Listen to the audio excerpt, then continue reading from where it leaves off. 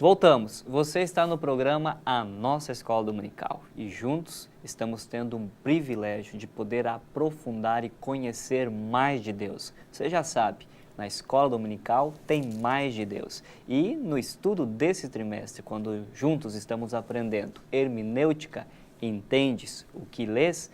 E hoje chegamos à lição número 5, a regra do conjunto da frase.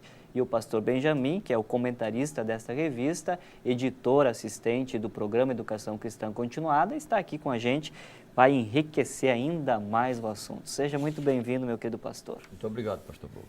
Meu pastor, nós estamos aqui numa sequência de regras, né, para poder ser fácil de estudar a Bíblia, né?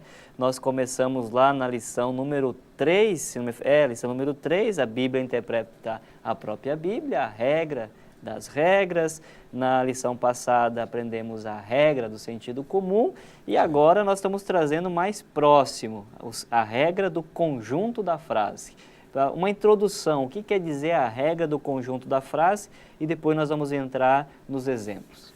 Primeira coisa que a gente tem que notar é por que essa regra existe. Perfeito. Toda literatura, tanto a secular como a sagrada, no caso as escrituras, elas trazem palavras que variam muito o seu significado, de acordo com o sentido que o autor quis dar a elas.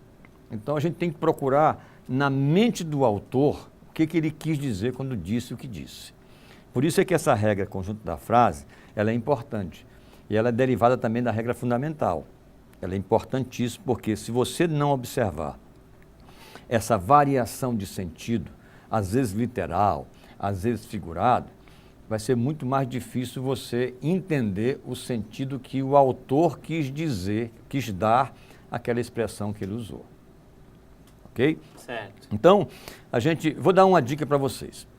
O Brasil é um quintal cultural dos Estados Unidos. Então, a maioria dos livros que nós temos hoje no Brasil não são produzidos por brasileiros. Verdade. São produzidos por americanos e traduzidos para o português. Aí uma dica é o seguinte, toda vez que você for ler um livro traduzido e você não entender a frase, pode dizer que pastor Benjamin mandou dizer que esse livro foi mal traduzido. Mal traduzido. Não tem a ver com o escrito não original. Não tem a ver. Ou o tradutor não entendeu bem a linguagem original ou não aplicou para a linguagem, no caso, brasileira do português, né? Porque o português brasileiro não é o mesmo português de Portugal, embora seja a mesma língua. Certo. Correto?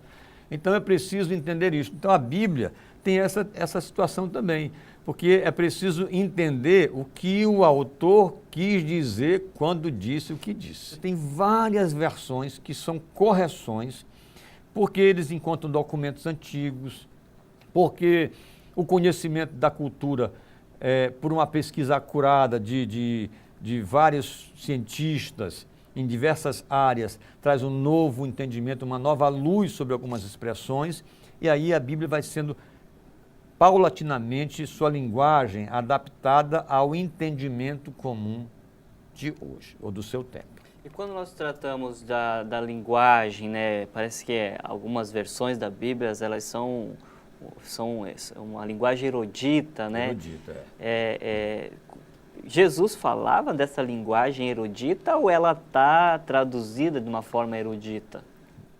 Se você observar, por exemplo, o Evangelho de João, que eu digo que não foi escrito por João, porque João não tinha capacidade intelectual de escrever aquele Evangelho do jeito que ele foi escrito.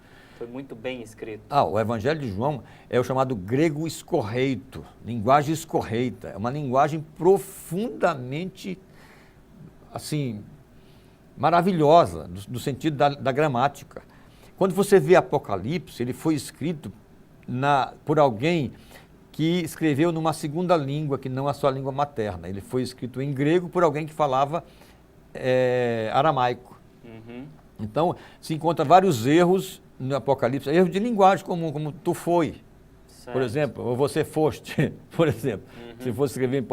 Se eu fosse escrever em inglês, eu entendo inglês, falo inglês, leio inglês. Mas se eu fosse escrever em inglês, eu ia cometer erros. História, né, escrever. Eu não seria profundo como posso ser profundo em português, que eu conheço mais profundamente.